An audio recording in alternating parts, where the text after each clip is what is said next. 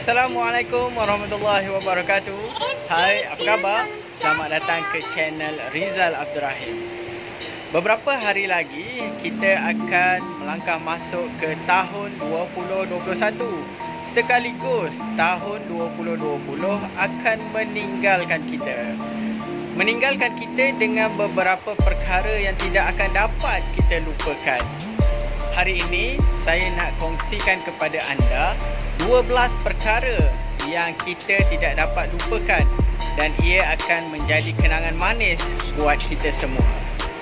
Pertama, pada tanggal 1 Januari 2020 kita menyambut hari baru di tahun baru.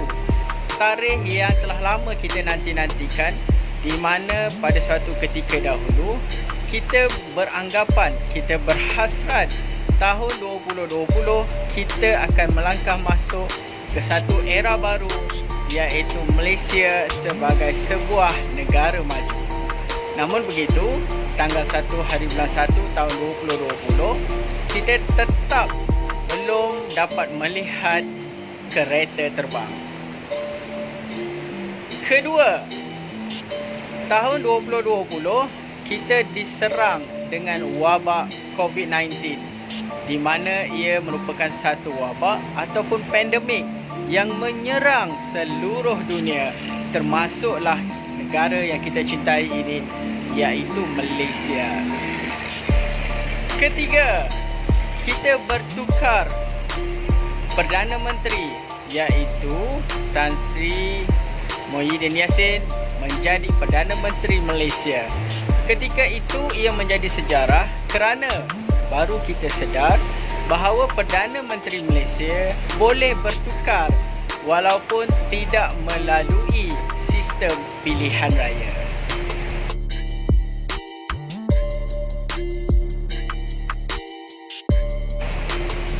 Kelima, Malaysia diisytiharkan PKP ataupun Perintah Kawalan Pergerakan, di mana seluruh rakyat Malaysia diminta ataupun dilarang untuk keluar rumah untuk mengekang wabak COVID-19.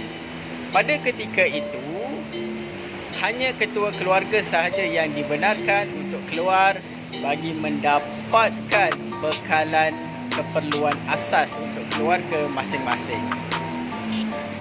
Keenam, anak-anak tidak lagi pergi ke sekolah. Semuanya dicutikan dan mereka belajar secara atas talian di rumah masing-masing. Kita sebagai ibu dan bapa bertukar menjalankan tanggungjawab sebagai seorang guru untuk anak masing-masing. Seterusnya, yang ketujuh, semua kaki tangan kerajaan ataupun pekerja swasta diminta ataupun diarahkan bekerja dari rumah, iaitu BDR. Kita tidak dibenarkan untuk datang ke pejabat ataupun ke tempat kerja. Namun begitu, tugas dan tanggungjawab perlu diselesaikan dengan cara yang terbaik di rumah masing-masing.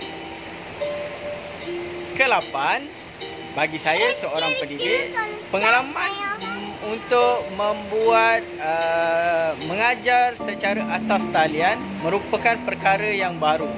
Sebelum ini kita mengajar di hadapan pelajar secara bersemuka, tetapi pada tahun 2020 kita kebanyakannya belajar ataupun mengajar secara atas talian. Bermula dari detik itu juga saya mula menceburi bidang YouTube. Jangan lupa subscribe channel Rizal Abdul Rahim. Seterusnya, ke-8.